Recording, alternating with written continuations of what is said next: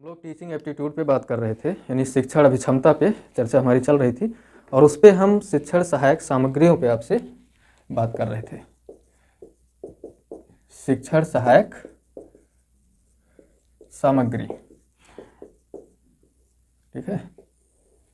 तो शिक्षण सहायक सामग्री में आपने देखा था कि होती क्या है ये, यानी जो टीचिंग को सपोर्ट करे या हम टीचिंग के दौरान, पढ़ाने के दौरान जितनी भी चीज़ों का, जिन जिन वस्तुओं का हम प्रयोग करते हैं वो सब क्या है, टीचिंग एड है या शिक्षण सहायक सामग्री है। इस पे हमने आपसे बात किया था कि दृश्य सामग्री क्या होती है। ऐसी वस्तुएं जो विद्यार्थी देख सकता हो लेकिन उन्हें सुन नहीं सकता है। जैसे हमने कहा था कि कोई चित्र हो, अब चित्र को आप देख सकते हैं लेकिन आप सुन नहीं सकते हैं।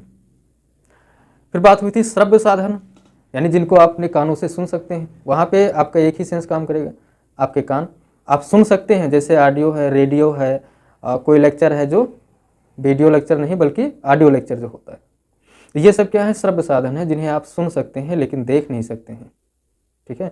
और एक तीसरे प्रकार के हम एड्स पे बात किए थे, वो था श्रव्य दृश्य या दृश्य श्रव्य एड, यानी देखना भी और सुनना भी। आप किसी चीज़ को देखें, जैसे आप क्लास को मेरे देख रहे हैं, ये श्यामपट है, बोर्ड है, इसको जब आप देखते हैं तो ये क्या होगा, ये हो गया आपके दृश्य साधन।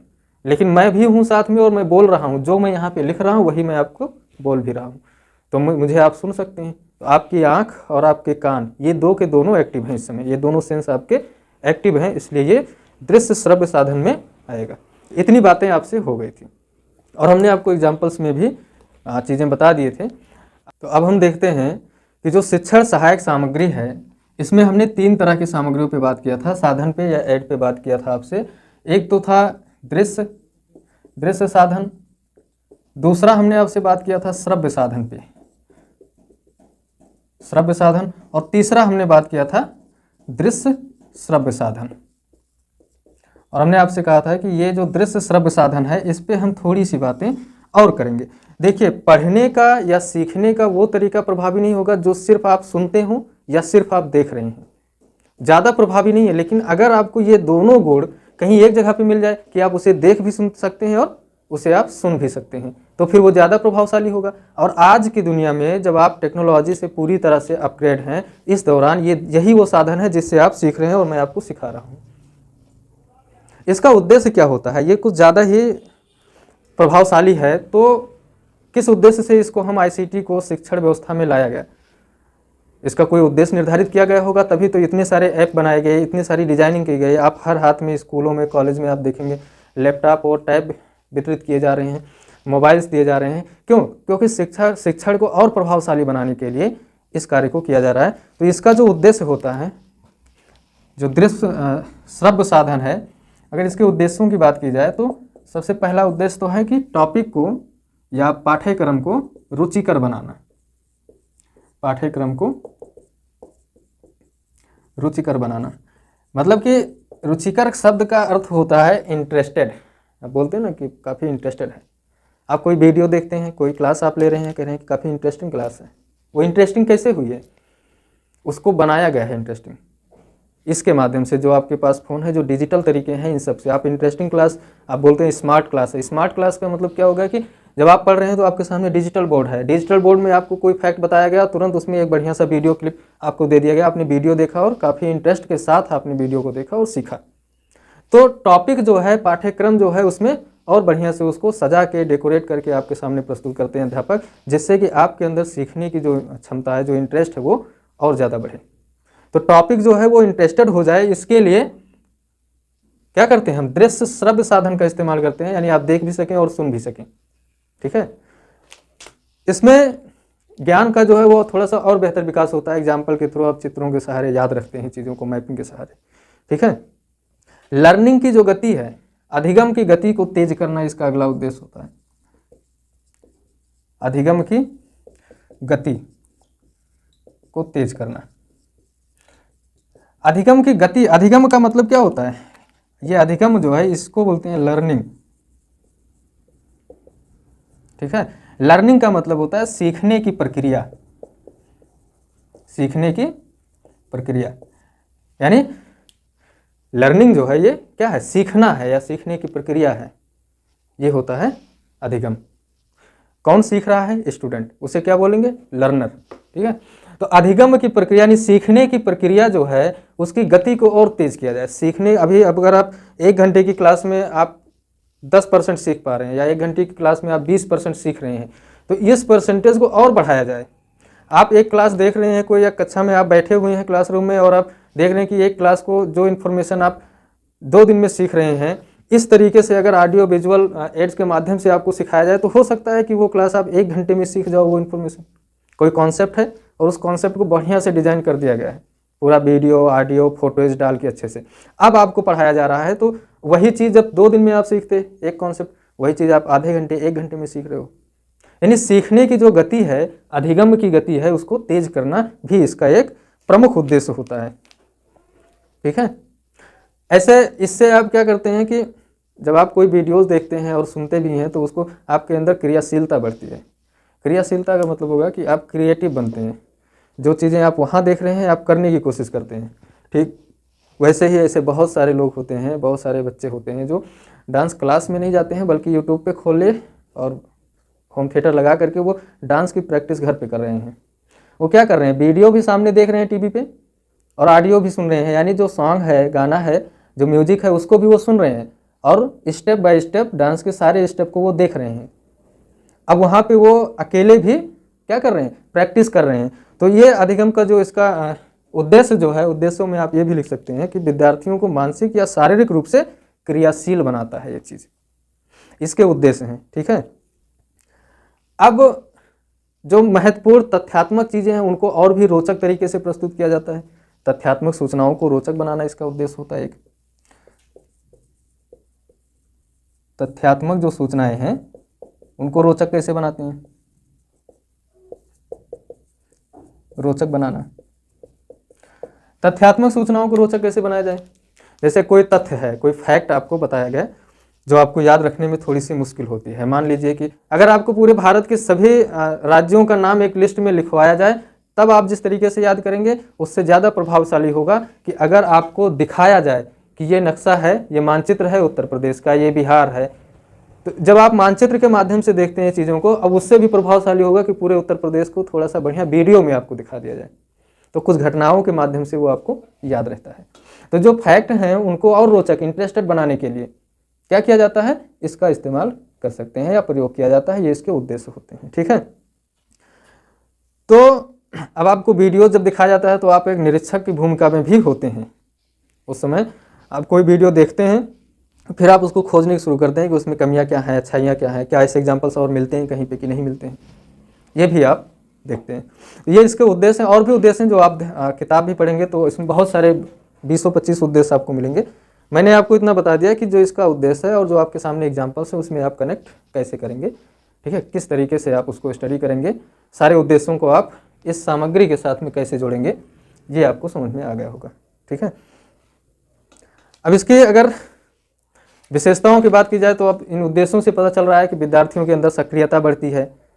नहीं, अस्थायी अधिगम में अस्थायी रूप से किसी चीज़ को अपने अंदर आत्मसात करने के लिए क्या है, ये सहयोगी भी है। हाँ, विचारों को प्रभावशील करते हैं, यानी आपकी जो थिंकिंग है, वीडियोज वगैरह आप देखते हैं तो आपकी सोच में परिवर्तन आता है। ये सब क्या है? ये इसकी इंपॉर्टेंस है, इसकी विशेषताएं हैं, महत्व हैं। ठीक है।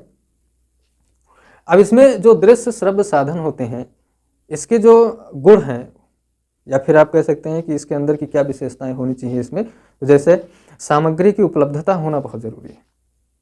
अब अगर आपके पास साधन ही नहीं है, ये दृश्य श्रव्य जो साधन हैं, इस साधनों की उपलब्धता भी तो होनी चाहिए ना। जैसे मैंने बताया कि आप इस तरीके से वीडियो देखेंगे, समझेंगे, बहुत तेज़ी से आप सीखेंगे। लेकिन उन बच्चों के पास जिनके पास टैब नहीं है, क्या वो इस क्लास का लाभ ले सकते हैं? या फिर ऑनलाइन नहीं जुड़े हैं, साधन नहीं है अगर उनके पास, तो फिर वो कैसे सीखेंगे? तो साधनों की उपलब्धता या सामग्री की उपलब्धता होनी चाहिए। जब अगर इसके गुणों की बात की जाए तो साधन की उपलब्धता हो पहली चीज, तो तब आप इसका लाभ उठा पाएंगे। ठीक है। परिशुद्धता, एक्यूरेसी होनी चाहिए, यानी ये श्योर होना चाहिए कि उसमें जो चीज़ें आपको दिखाई जा रही हैं उसमें मटेरियल शुद्ध हैं, फैक्ट शुद्ध हैं, जो कि आप, क्योंकि वो अस्थायी रूप से आप सीख ले रहे हो और बहुत तेज़ी से सीख रहे हो। तो अगर उसमें गलत चीज़ें आपको दी जाएं तो फिर ये आपके लिए बहुत ही नुकसानदायक होगी। अभी देखिए, आप जब क्लासरूम में बैठे हैं, आप ऑफलाइन पढ़ रहे हैं, तब मैं आपको अगर कोई चीज़ पढ़ा रहा हूँ तो उसके लिए मैं रिस्पॉन्सिबल हूँ, और आप मुझे बाद में अगर मैंने गलत बताया कोई चीज़ तो आप मुझसे मिल करके इस चीज़ को ख़त्म भी कर सकते हैं, उस कन्फ्यूजन को। लेकिन आप इस समय कहाँ पे हैं मुझे नहीं पता है, कहाँ से आप क्लास को देख रहे हैं मैं नहीं जानता हूँ। ये क्लास खत्म होने के बाद में क्या आप मुझसे कम्युनिकेट कर सकते हैं? कमेंट के माध्यम से ही कर सकते हैं आप। तो अगर आपकी समस्या बड़ी है तो फिर शायद ही नहीं कर पाएंगे। आपको बढ़िया सा वीडियो डेकोरेट करके मैं आपको कोई इन्फॉर्मेशन पब्लिश कर दूं सोशल मीडिया पे, और फिर उसका जो गलत इम्पैक्ट पड़ेगा बच्चों में, जो गलत जानकारी लोग सीख लेंगे, उस जानकारी का जब भी वो कभी प्रयोग करेंगे तो रिजल्ट क्या आएगा? गलत ही आएगा। तो इसके ये नुकसान होते हैं। तो जो ये साधन है, इस साधनों में जो इन्फॉर्मेशन दी जा रही है, जिस तरीके से टीचिंग की जा रही है, उसमें परिशुद्धता का होना बहुत जरूरी है। ठीक है। ऐसे समय की बचत भी एक गुण इसका है। मैं यहाँ क्वालिटी की बात कर रहा हूँ, कमियों की बात नहीं कर रहा हूँ। तो परिशुद्धता इसके गुण हैं, होने चाहिए। ठीक इसी तरीके से समय की बचत भी होती है। अगर आप 2 घंटे की क्लास लेने के लिए, 1 घंटे की क्लास लेने के लिए अगर आप घर पे बैठे हैं तो 1 घंटे में वो क्लास आप पूरी कर रहे हैं। लेकिन अगर आपको संस्था तक आना पड़े, RDM इंस्टीट्यूट तक अगर आपको आना पड़े, तो फिर आधे घंटे आने का, आधे घंटे जाने का, ये जो 1 घंटे का टाइम वेस्ट हो रहा है आपका, ये टाइम आपका बच रहा है ऑनलाइन पढ़ने से। तो अगर इस साधन का आप प्रयोग करते हैं, दृश्य श्रव्य साधन का इस्तेमाल करते हैं, और खासकर टेक्निकल तरीके से, तो फिर क्लास में ही नहीं बल्कि आप घर बैठ करके जो ICT का प्रयोग है, इसका प्रयोग करके आप समय की क्या कर रहे हैं? बचत कर सकते हैं। रोचकता का मतलब होगा वही, फिर इंटरेस्टिंग होती है ये चीज़ें। जब आप कोई चीज़ देखते हो, कोई चीज़ सुन भी रहे हो, तो ये घटना क्या होती है? इंटरेस्ट पैदा कर देती है, काफ़ी इंटरेस्टिंग हो जाती है। तो ये तो बातें थी आपकी दृश्य श्रव्य साधन जो हैं, जो दिखाई दे रहे हैं, सुनाई दे रहे हैं, उन सब का एक विशेषता, कॉमन फीचर जो आप जानकारी में रखें कि ये इंपॉर्टेंट है और इसका इस्तेमाल हमें सावधानी पूर्वक करना चाहिए। सावधानी क्या करना चाहिए इसमें? दृश्य श्रव्य साधन जो होता है, मैंने आपको बताया ये साधन है, सपोर्ट करने वाला साधन है, प्रयोग कर रहा हूं मैं। इसको कभी भी सामग्री, सहायक सामग्री के रूप में लेना चाहिए, मेन टीचिंग के लिए नहीं, ना कि शिक्षण के विकल्प के रूप में। भाई आपको मैं सिर्फ वीडियो डालता रहूं, पढ़ा के नहीं, बल्कि कोई वीडियो यूट्यूब से डाउनलोड करूं, गूगल से डाउनलोड करूं, आपको भेजता रहूं, तो फिर वो ज़्यादा प्रभावशाली नहीं होगा। बल्कि हमें शिक्षण जो करना है, जो मैं टीचिंग कर रहा हूँ, इस टीचिंग को सेंटर में रख के इसके आधार पे ही अगर कोई आवश्यक वीडियोस है वो आपको देना चाहिए हमें, अनावश्यक नहीं। तो सावधानी हमें ये रखनी चाहिए टीचिंग के दौरान कि जो हम इस ऐड का इस्तेमाल कर रहे हैं, इसका प्रयोग अगर कर रहे हैं, तो फिर क्या होना चाहिए? इसे मुख्य रूप से इस साधन का इस्तेमाल नहीं करना चाहिए, बल्कि इसे सहायक सामग्री के रूप में, यानी ये मेरा हेल्प कर रहा है। भाई मैं टीचिंग कर रहा हूँ, टीचिंग ये फ़ोन लगा है, वीडियोस बन रहे हैं, इसमें मैं थोड़ा बहुत डेकोरेशन, चित्र वगैरह डाल सकता हूँ, वो क्या है? वो सपोर्ट कर रहा है। लेकिन अगर मैं ये सोचूं कि नहीं, बिना पढ़ाई मैं वीडियो ही भेज दूं, आपको क्लिप भेज दूं डाउनलोड करके, तो वो व्यर्थ हो जाएगा, किसी काम का नहीं है। तो मुख्य रूप से उसको नहीं, बल्कि एक सहायक सामग्री के रूप में हमें इसका प्रयोग करना चाहिए। किसका? दृश्य श्रव्य साधन जो है, इसको सहयोगी मानना चाहिए, मेन नहीं।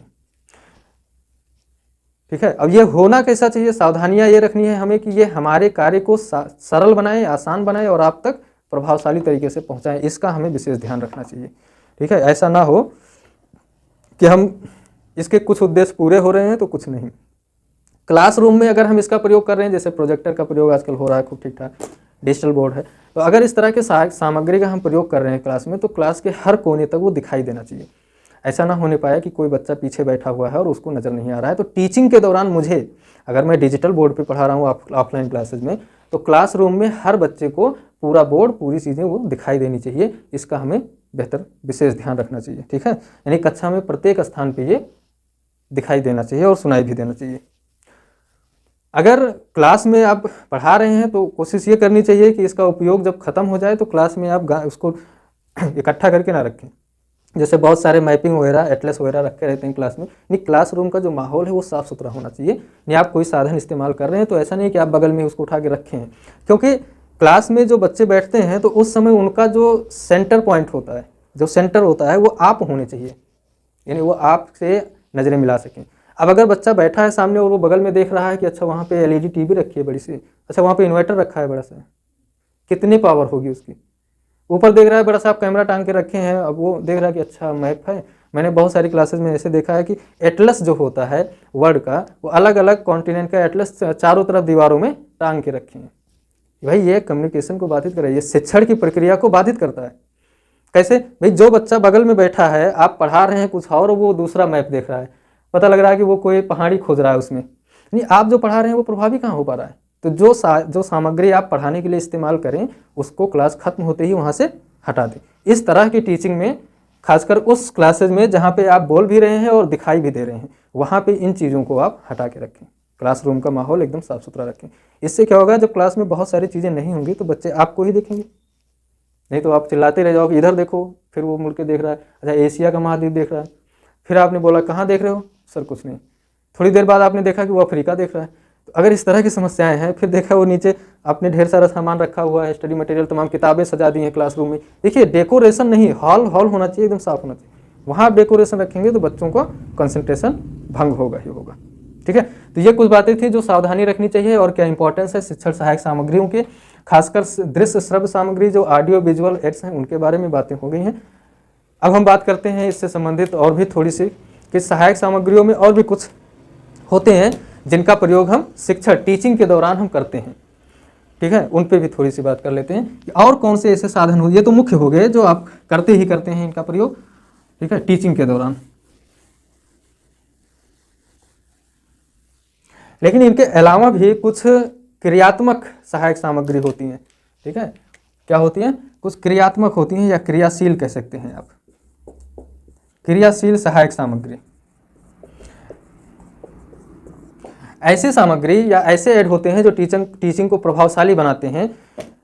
उसमें हम शामिल करते हैं जैसे क्षेत्र भ्रमण है, यानी आप क्षेत्र भ्रमण का मतलब होगा आप टीचिंग के लिए आप पहले जाएं क्षेत्रीय स्तर पे, आप घूमे टहले, थोड़ा सा देखें जिस फील्ड में आप पढ़ा रहे हैं उस फील्ड में। अब आप सोशोलॉजी पढ़ा रहे हैं तो आप थोड़ा सा जाइए समाज में, लोगों के बीच में उठिए बैठिए और कुछ फैक्ट वहाँ से लेकर आइए। आप अध्यापक हैं तो रिसर्च करना आपका काम है कि अपनी क्लास को प्रभावशाली और इंटरेस्टिंग और मज़ेदार बढ़िया बनाने के लिए ज़रूरी है कि आप नई नई चीज़ों का खोज करते रहें, अपडेट करते रहें। मैंने कल सिद्धांतों में बताया था कि जो संशोधन होता है वो शिक्षण के सिद्धांत होते हैं और इन सिद्धांतों को जानना आपके लिए ज़रूरी होता है। तो संशोधन करते रहना चाहिए और उसके लिए क्षेत्र में जाइए आप। अगर आप पहाड़ियाँ पढ़ा रहे हैं तो फिर एक दो पहाड़ियाँ आप घूमें छोटी छोटी, और फिर उसकी किताबों में पढ़ के जो विशेषता आप बताएंगे और जो घूम कर आएंगे, देख कर आएंगे, बताएंगे, उसमें थोड़ा सा वो एक स्टोरी की तरह हो जाएगा। आप समाज शास्त्र पढ़ा रहे हैं, समाज के कुछ गुणों को आप जाइए, घूम कर आइए, देख कर आइए, क्षेत्र से जान कर आइए और फिर चर्चा कीजिए क्लास में कि मैं वहाँ गया था, वहाँ पे मैंने ये चीज़ देखा, ऐसे ऐसे बातें की और ये रिजल्ट निकल कर आया। तो बच्चों में इंटरेस्ट बनेगा, वो एक स्टोरी की तरह आप सुनाएंगे और बच्चे इंटरेस्टेड होकर के उसको सुनेंगे।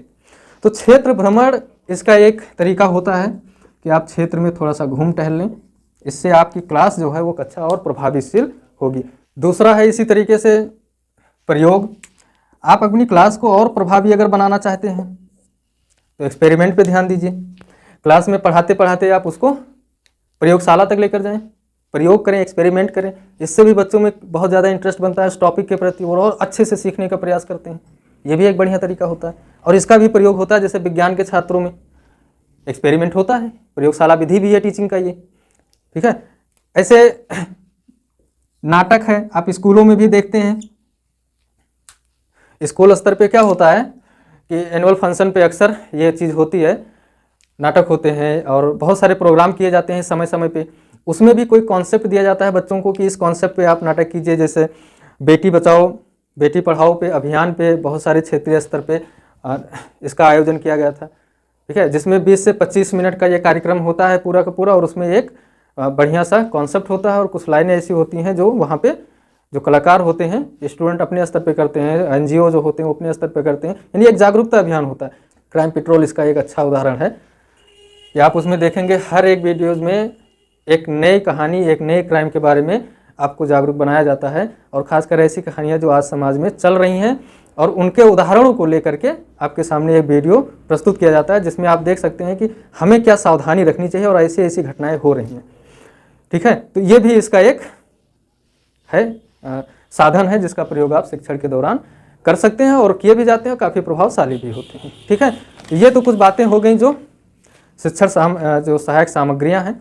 अब इनका जो चयन होता है, आप किस तरह के शिक्षण सहायक सामग्री का चयन करेंगे और कैसे करेंगे, यानी इनके सिलेक्शन को प्रभावित करने वाले जो कारक होते हैं, अब हम उन पे बात करते हैं। अब हम बात करते हैं शिक्षण सहायक सामग्री जो होती है टीचिंग एड जो हैं इनको प्रभावित करने वाले या इनका जो चयन करना है, चुनाव करते हैं आप, चयन को प्रभावित करने वाले कारक कौन से हैं? चयन को प्रभावित करने वाले कारक।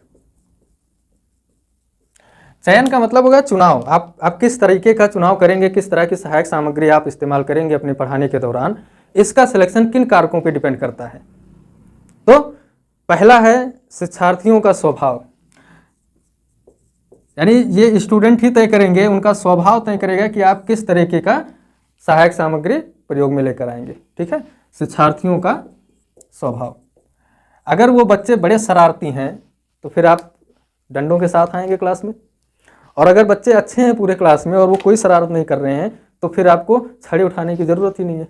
भाई छड़ी भी तो सहायक सामग्री है, वो भी शिक्षण को क्या करती है, प्रभावी बनाती है छोटी क्लासेज में। अगर छड़ी हाथ में नहीं है तो हो सकता है क्लास में डिस्टर्बेंस हो कुछ। तो अगर बच्चे शरारती नहीं है तो फिर जो क्लास होगी वो प्रभावशाली होगी।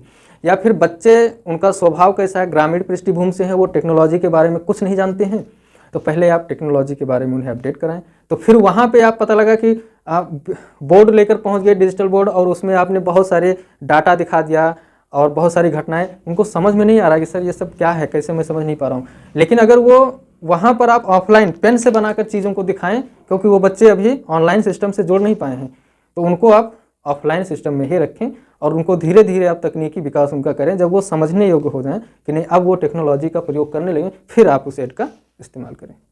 ठीक है, क्लास में बच्चों की उम्र क्या है ये भी मायने रखता है कि आप किस तरह का उनको ट्रीट करेंगे, किस तरीके से आप पढ़ाएंगे और क्या सामग्री का इस्तेमाल करेंगे। दूसरी बात कि शिक्षार्थी यानी जो विद्यार्थी हैं, इनकी संख्या भी निर्धारित करती है कि आप कैसा चुनाव करेंगे।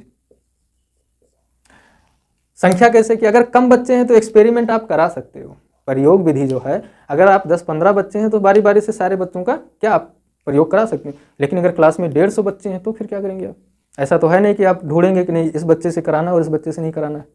तो उनकी संख्या भी प्रभावित करती है कि आप शिक्षण सहायक सामग्री का चुनाव कैसे करेंगे। ठीक है, शिक्षण का उद्देश्य, भाई आप जो टीचिंग कर रहे हैं इस क्लास का जो उद्देश्य है वही मेन है कि निर्धारित करेगा कि आप कैसी सामग्री इस्तेमाल करेंगे। पता लगा कि आप इतिहास पढ़ा रहे हैं और उसमें आप पर्वत, पहाड़, पठार, इन सब की वीडियो दिखा रहे हैं बच्चों को, तो फिर ऐसे में ये सही तरीका तो है नहीं, ये गलत चुनाव होगा। तो अगर आप इतिहास पढ़ा रहे हैं तो फिर वहाँ इतिहास की ही वीडियोज़ आप दें, बच्चों को दिखाएं। या जो आप ग्राफ दिखा रहे हैं, जो चित्र दिखा रहे हैं, वो किसका दिखाना चाहिए आपको? नेचर का नहीं, बल्कि हिस्ट्री के जो स्टोरीज हैं, जो हीरोज़ हैं, उनके बारे में आप उनको दिखाएं चित्र कि ये घटना है, ये जगह थी, यहाँ युद्ध हुआ, ये फला राजा थे, ये उनकी सेना थी। इस तरह के चित्र आप वहाँ दिखाएंगे। सामग्रियों का चुनाव कहीं ना कहीं शिक्षण का जो उद्देश्य है यानी टीचिंग का जो उद्देश्य है उस क्लास में वो निर्धारित करता है। ठीक है, विषय वस्तु का स्वभाव कैसा है, जो विषय वस्तु आप पढ़ा रहे हैं उसका स्वभाव कैसे है, ये भी निर्धारित करता है कि आप जो टीचिंग एड है उसको आप किस तरीके से सेलेक्ट करेंगे।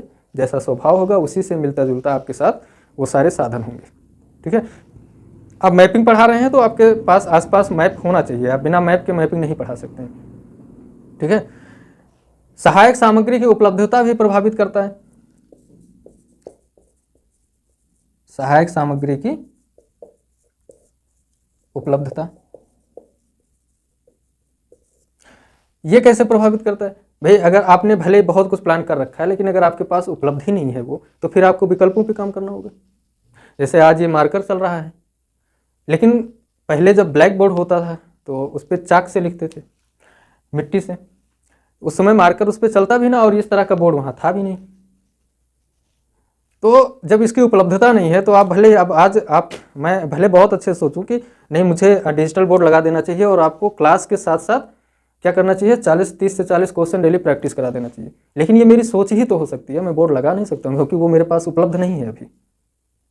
तो हमें विकल्प के तौर पे क्या करना चाहिए, हमें इसी पे उस काम को करना चाहिए, थोड़ा दूसरे तरीके से हम करेंगे। तो हम इसी का चुनाव किए हैं। तो कहीं ना कहीं जो सामग्री है, जो साधन है, अगर वो ठीक ठाक तरीके से उपलब्ध हैं आपके पास तो फिर बढ़िया है, अगर नहीं उपलब्ध है तो फिर आप चुनाव उनका ना करें बल्कि उनके विकल्प के तौर पे किसी और वस्तु का चुनाव करें जो बेहतर हो। ठीक है, अपेक्षिक मूल्य, भाई साधन अगर महंगा है कि सस्ता है ये भी मायने रखता है। अपेक्षिक जो मूल्य होता है। तो ये सारे कारक हैं जो क्या करते हैं, शिक्षण सहायक सामग्री के चयन को प्रभावित करते हैं। चयन का मतलब उनका चुनाव आप कैसे करेंगे as a teacher, as a teaching के लिए, ये प्रभावित करते हैं ये सब फैक्टर्स। ठीक है, अब हम देखते हैं शिक्षण मेथड पे कुछ बात कर लेते हैं। शिक्षण की विधि यानी टीचिंग मेथड जो है, टीचिंग करने की जो भी विधियां हों उन्हीं पे हम चर्चा करेंगे। शिक्षण विधि, ये टीचिंग मेथड। ठीक है, टीचिंग मेथड होता क्या है, शिक्षक द्वारा पढ़ाते समय, अब इसकी परिभाषा आप लिख लें फिर उसी को हम एक्सप्लेन कर देंगे। शिक्षक द्वारा पढ़ाते समय क्लासरूम में विषय को सरल बनाने, क्लासरूम में विषय को सरल बनाने और विद्यार्थियों को सर्वोत्तम शिक्षा देने हेतु, विद्यार्थियों को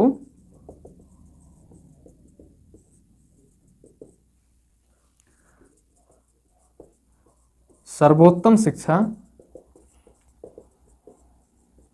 देने हेतु जिन विधियों का प्रयोग किया जाता है उन्हें शिक्षण विधि कहते हैं।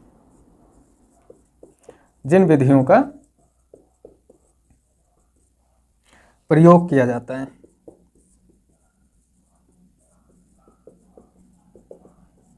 ठीक है, वो क्या कहलाता है, शिक्षण विधि कहलाता है। यानी मैं आपको पढ़ा रहा हूं, पढ़ाते समय मैं एक ऐसी विधि का चुनाव करूं जिससे कि आपको चीज़ें और बहुत ही ज़्यादा सरल और बेहतर तरीके से और सबसे बेस्ट जानकारी आपको दे सकूं और आसान तरीकों से और बेहतर चीज़ को दे सकें। अगर डिलीवर कर सकें आप, तो वो क्या है, वो एक ऐसी विधि होगी जो प्रभावशाली होगी और बढ़िया होगी आपको सीखने में और हमको सिखाने के लिए। हर टीचर का अपना, हर क्लास के लिए अपनी एक विधि होती है। अब छोटे बच्चों को खेल कूद वाली विधि सही है, ये जो इतने इतने बच्चे होते हैं नर्सरी केजी के, उनको कौन सी, आप लेक्चर मेथड से क्या पढ़ाएंगे उनको, उनके लिए ज़रूरी है खेल कूद में पढ़ाओ, आओ खेल खेल में सीखें छोटे बच्चे, उनके लिए यह विधि प्रभावी होती है। वो दिन भर सीखते रहेंगे, रात भर सीखेंगे, थकेंगे नहीं। तो जो ये सिखाने के जो तरीके हैं, तौर तरीके हैं, जिससे कि बच्चा और बेहतर तरीके से, प्रभावशाली तरीके से सीख सके, वही शिक्षण विधि है, मेथड है। ठीक है, तो शिक्षण विधि आप समझ गए कि क्या होती है। हम बात करते हैं कुछ शिक्षण विधियों की, वो कौन कौन सी विधियां हैं। एग्जाम में आते हैं इससे प्रश्न, कि शिक्षण विधियां दे देगा और उसकी व्याख्या एक लाइन में, 2 लाइन में आपको मिलेगा वहाँ पे। ठीक है, इसे नोट कर लीजिए परिभाषा, फिर बात करते हैं शिक्षण की विधियों की। तो बात कर लेते हैं कि जो टीचिंग मेथड है उसमें कुछ प्रमुख विधियां हैं जो एग्जाम में आते हैं क्वेश्चन, जहाँ से वो कौन कौन सी विधियां हैं। तो इसमें सबसे पहली विधि जो है, जो आपको पढ़ना है, वो है व्याख्यान विधि। व्याख्यान विधि, इसी को बोलते हैं लेक्चर मेथड। क्या, लेक्चर मेथड। इस विधि की क्या विशेषता होती है, लेक्चर मेथड का मतलब हो गया कि किसी भी पाठ्य वस्तु को भाषण के रूप में आपके सामने रखा जाए, यानी एक भाषण दिया जाए ठीक ठाक, और उसके सारे पहलुओं पे बातचीत करके क्लास को समाप्त कर दिया जाए। ठीक है, ये विधि कहाँ प्रभावी होगा, छोटे बच्चे तो नहीं समझ पाएंगे, क्योंकि इसमें हम कुछ नहीं कर रहे हैं। आप कॉन्फ्रेंस में जो जाते हैं या आप किसी सेमिनार में जाते हैं, वहाँ पे क्या होता है, वहाँ पे कोई बोर्ड लगा होता है पीछे, नहीं, कोई विद्वान आता है, खड़ा होता है और फिर वो अपनी सारी बातों को आपके सामने रख देता है, उसकी प्रस्तुति, और आप सुनते हैं। अगर आपके पास है, कॉपी पेन लिए हैं, तो कुछ शब्द उसके आप लिख भी लेते हैं, लेकिन वो कुछ नहीं लिखेगा, वो सिर्फ क्या करेगा, वो सिर्फ और सिर्फ बोलेगा। क्या, सिर्फ बोलेगा, भाषण देगा। ये विधि अगर प्रभावशाली बनाना है तो इसके 2 या 3 तरीके हैं। पहला ये है कि तैयारी अच्छी होनी चाहिए, किसकी, जो लेक्चर दे रहा है, क्योंकि लेक्चर के बीच में अगर आपको कहीं से कोई चीज़, जानकारी देखनी पड़ रही है तो फिर ये सही नहीं है, ये प्रभावशाली नहीं होगा, बीच में वो लय टूट जाएगा। तो तैयारी होनी चाहिए। दूसरी बात कि अपनी बात को डिलीवर करने के लिए, यानी प्रस्तुति, आप किस ढंग से अपनी बात को सामने प्रस्तुत करते हैं, ये आपकी अच्छी होनी चाहिए। तो जो नेता लोग भाषण देते हैं, कॉन्फ्रेंस में आप भाषण सुनते हैं या किसी सेमिनार में आप सुनते हैं बातों को, वो सब क्या है, वो सब लेक्चर मेथड है, वो व्याख्यान विधि है। ठीक है, ये आप ध्यान रखिएगा। इसके बाद में बात आती है कि व्याख्यान प्रदर्शन विधि की, यानी लेक्चर मेथड आप समझ गए। बात करते हैं कि इसमें एक चीज और जोड़ दो, व्याख्यान प्रदर्शन विधि। ठीक है, इसको बोलते हैं लेक्चर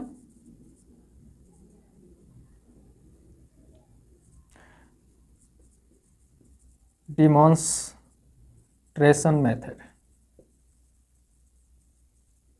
इस विधि में क्या होता है, इस विधि में व्याख्यान यानी लेक्चर तो है ही, जो भाषण है वो तो है ही, साथ में एक शब्द और जुड़ गया, वो क्या है, प्रदर्शन। ठीक है, आप इसे यहां पे लिख लें, भाषण। ठीक है, भाषण जैसे कॉन्फ्रेंस हो गया, सेमिनार हो गया, नेताओं के भाषण हो गए, ये सब इसमें शामिल होते हैं। यहां पे एक शब्द जुड़ गया, क्या, प्रदर्शन। यानी आप लेक्चर भी अगर कोई दे, यानी भाषण भी दे और साथ में क्या करे, उसका प्रदर्शन भी करे, जो बात वो कह रहा है वो कहीं पे लिखे भी। ये होता है व्याख्यान प्रदर्शन मेथड। जैसे मैं भाषण भी दे रहा हूं आपको, लेकिन साथ में क्या कर रहा हूं, लिख भी रहा हूं। तो जो मेरा मेथड है पढ़ाने का, वो मेथड कैसा है, यही वाला है, व्याख्यान प्रदर्शन विधि है जो मैं पढ़ा रहा हूं।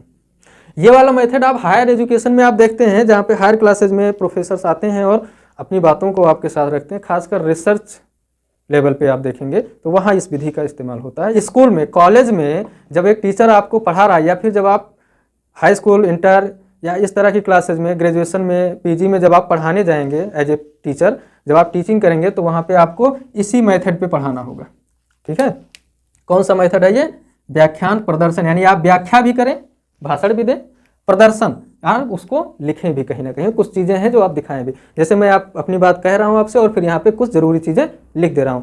तो इस विधि में शिक्षक द्वारा विषय को लेक्चर देते समय महत्वपूर्ण बिंदुओं को श्यामपट्ट पे क्या किया जाता है, प्रदर्शित किया जाता है, लिखा जाता है। जैसे मैं लेक्चर दे रहा हूँ, जो इंपॉर्टेंट वर्ड है मैं वहाँ आपको क्या कर रहा हूँ, यहाँ पे लिख भी दे रहा हूँ। ठीक है, इस विधि में लेक्चर प्लस क्या होता है, महत्वपूर्ण बिंदुओं को लिख दिया जाता है, महत्वपूर्ण बिंदु लिखा जाता है या प्रदर्शित किया जाता है।